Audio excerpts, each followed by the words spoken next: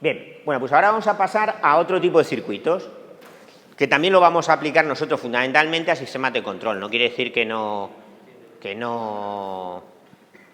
tengan otro tipo de aplicación, pero vamos a pensar básicamente en temas de sistemas de control. Bien, que son los circuitos secuenciales. Los circuitos secuenciales introducen un nuevo elemento en el circuito. El circuito combinacional es la salida depende exclusivamente de la entrada. En el circuito secuencial introducimos elementos de memoria, ¿vale? ¿Y para qué introducimos elementos de memoria? Introducimos elementos de memoria para almacenar el estado del circuito. Recordad que el circuito secuencial era como, por ejemplo, como el mando de la tele o como tiene esa funcionalidad, ¿no? El mismo botón puede tener diferentes funcionalidades en función del estado en el que se encuentra. Entonces, la memoria lo que voy a almacenar es el estado. De tal manera que la salida va a depender de la entrada del circuito y del estado. ¿Vale? El estado, evidentemente, lo voy a ir en función de la entrada y el estado anterior, pues se va a llegar a un estado siguiente siempre, ¿no? O sea, voy a ir pasando de estados voy a ir pasando a diferentes estados, ¿no? Por ejemplo, un circuito de control muy sencillo, secuencial, es el limpiaparabrisas de un coche, el sistema de control del limpiaparabrisas de un coche, ¿no? El limpiaparabrisas de un coche, fijaros que tiene un botoncito que lo ponemos en on, paf, paf, paf, paf, ¿no? Y cuando le damos al off, no se apaga inmediatamente. O sea, cuando le damos al off, el limpia no hace así, clac, sino que continúa hasta que llega al final, es decir, que alcanza un determinado estado, y cuando alcanza ese estado y está el off, regresa al principio y se apaga. ¿Vale? Eso sería un sistema de control secuencial. ¿Vale? Entonces, el limpia, por ejemplo, es un sistema secuencial, tiene memoria. ¿Vale?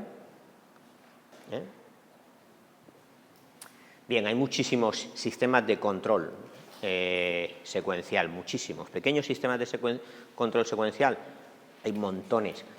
Se pueden resolver simplemente con un puñado de puertas y un flip-flop, o dos flip-flops, que son elementos para almacenar memoria.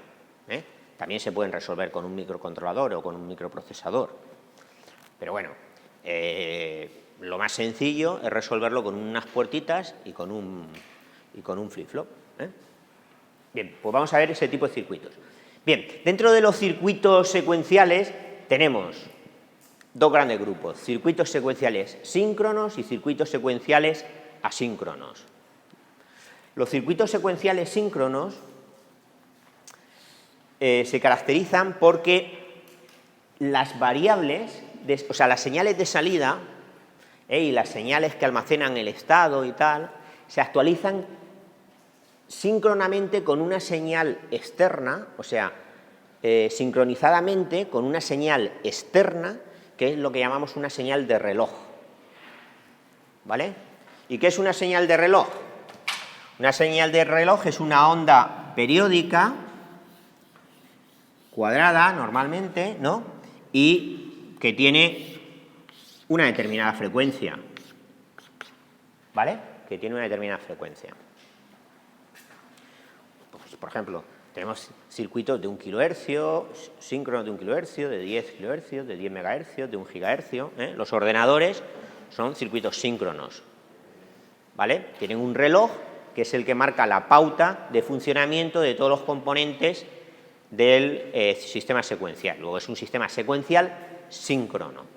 Vale, en un circuito secuencial asíncrono, las salidas y las variables internas cambian conforme van cambiando las entradas.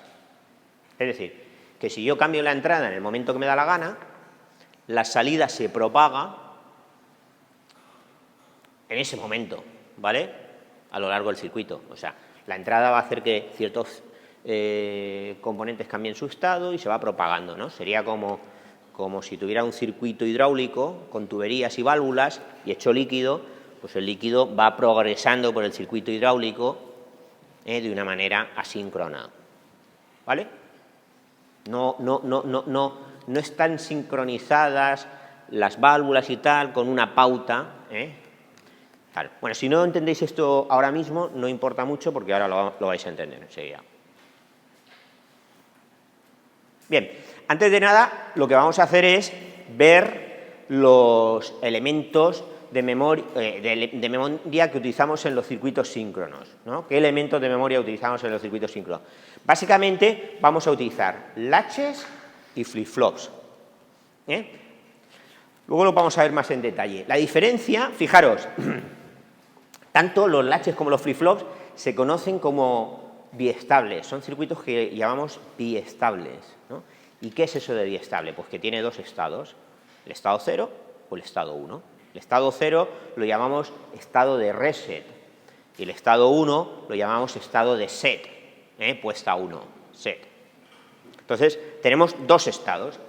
Tenemos una salida, que es la salida Q, por tanto, que va a estar a 0 o a 1 dependiendo del estado en el que está. Si está en el estado 0, la salida valdrá 0, si está en el estado 1, la salida valdrá 1. Y todo biestable tiene otra salida que es la negada de Q. O sea, siempre tenemos dos salidas en los biestables, Q y Q negada, Q y Q negada. En todos estos biestables tenemos Q y Q negada. ¿Vale? Siempre ocurre eso en los biestables. Bien, y luego, dependiendo del tipo de biestable, pues tendremos pues unas entradas, ¿no? SR, JK, T, D, dependiendo del tipo de biestable. Tendremos unas entradas. Y luego, dentro de los biestables tenemos dos tipos, los latches y los flip-flops. Hay algunos más, pero no los vamos a ver. Los más habituales son estos, latches y flip-flops. Bien, la diferencia, fijaros, es que en los latches no hay señal de reloj, en los flip-flops sí. Fijaros, en el flip-flop tengo este triangulito y un CK, el CK es clock, entonces eso quiere decir que ahí hay una señal de reloj. ¿Esa señal de reloj qué funcionalidad tiene? Pues tiene que detecta un flanco de la señal de reloj. El flanco, una señal de reloj, tiene dos flancos, un flanco ascendente y un flanco descendente, que decimos. Un flanco ascendente es cuando va de 0 a 1 y un flanco descendente cuando va de 1 a 0. Vale, pues este flip-flop está detectando el flanco ascendente, el de 0 a 1. ¿Vale? O sea, está detectando este flanco. Si detectara el flanco descendente, tendría una bolita delante del triángulo. Tendría un círculo delante del triángulo. Entonces, detectaría el flanco descendente. Pero en este caso estoy detectando el flanco ascendente. ¿De acuerdo? ¿Y qué es lo que hace el flip-flop diferente del latch? Bueno, pues que la salida del flip-flop se actualiza y el estado del flip-flop se actualiza cuando detecta ese flanco. ¿Vale? Cuando detecta, yo pongo aquí las entradas y no hay flanco, el flip-flop no hace nada. Se queda ahí esperando. Llega el flanco y entonces actualiza su estado en función de lo que hay en las entradas. ¿Vale? Es síncrono. En cambio, esto cambian las entradas y ya la salida se actualiza. Es asíncrono. ¿Vale? La diferencia entre síncrono y asíncrono es un concepto muy importante dentro de electrónica, saber lo que es síncrono y lo que es asíncrono. ¿Vale? Esto funciona sincronizadamente con una señal de reloj. Esto no, esto solo las entradas van progresando. ¿Vale? Bien. Bueno, pues vamos ahora a estudiar en detalle diferentes tipos de latches, bueno, de flip-flops, y también vamos a estudiar los latches. Bien, latches. Bueno, el latch más sencillo que tenemos es el latch SR. ¿Vale? El latch SR, y es el más habitual. El latch SR se caracteriza porque tiene dos entradas, SR, y dos salidas, Q, Q negada. La S se corresponde con la entrada set. La R se corresponde con la entrada reset. Luego ya os podéis imaginar lo que hace. Cuando tengo activo el set, el latch se pone a 1. Cuando tengo activo el reset, el latch se pone a 0. ¿Vale? Es decir, cuando activo el set, el latch se pondrá a 1. Cuando activo el reset, el latch se pone a 0, ¿vale? Cuando no activo ninguno de los dos, el latch no cambia, no hace nada. Cuando activo los dos, pues algo ocurre, porque no le puedo decir a un latch, ponte S, set y ponte en reset a la vez, ¿no? Ponte a 1 y a 0.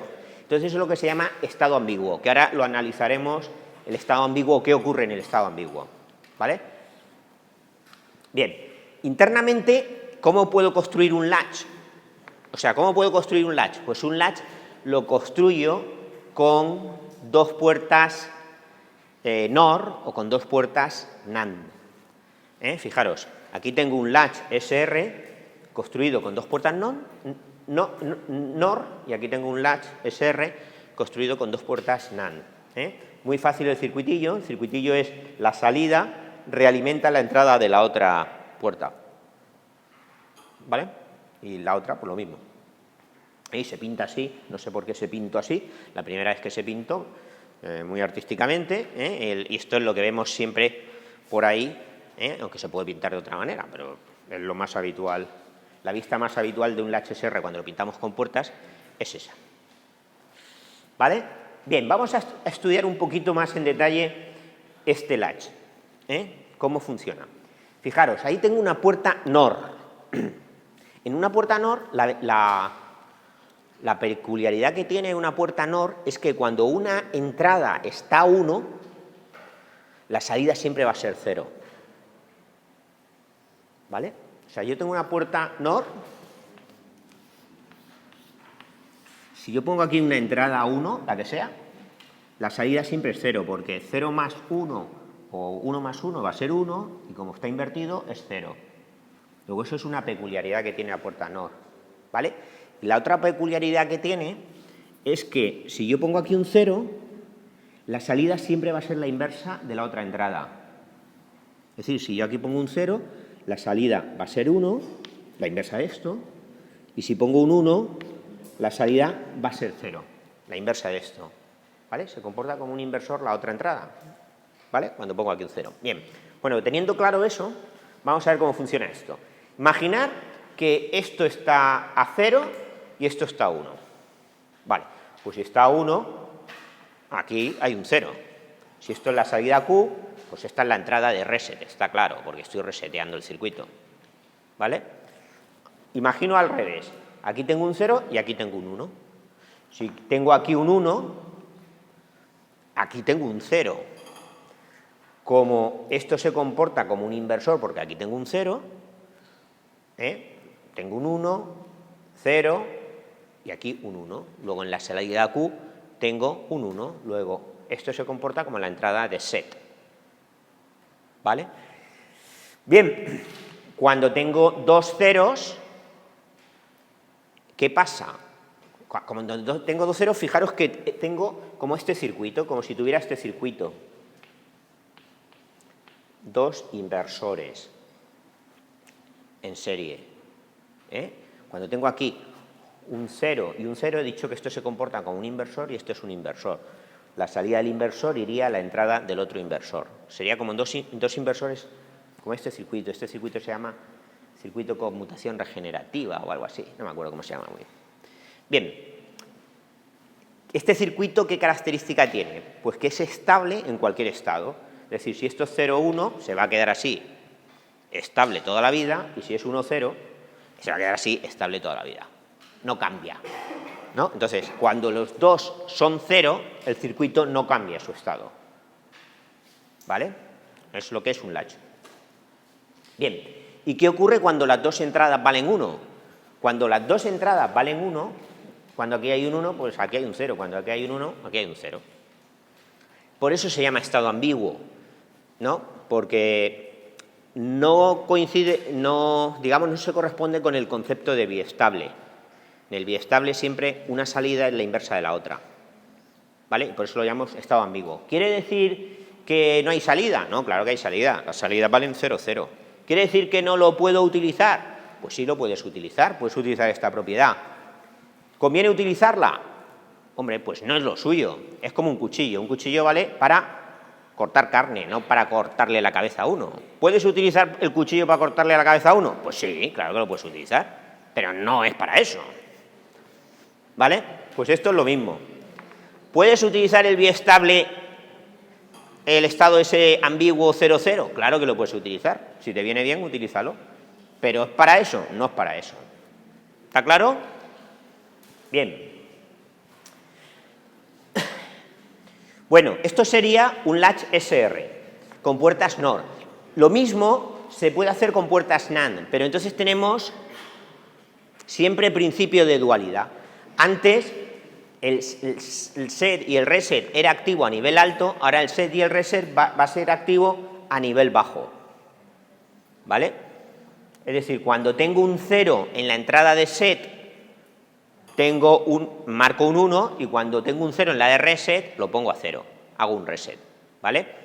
Antes, para hacer un set tenía que poner un 1 en la de set, ahora tengo que poner un 0. ¿Vale? Por eso voy a representar el latch, lo voy a representar con esta caja cuadradita, y la señal de set y reset le voy a poner gorrito. Cuando pongo en una entrada un gorrito a la señal, quiero decir que esa señal es activa a nivel bajo, no a nivel alto. ¿Vale? Dime. ¿Puedes explicar otra vez el de antes que no lo entiendo? ¿Este circuito?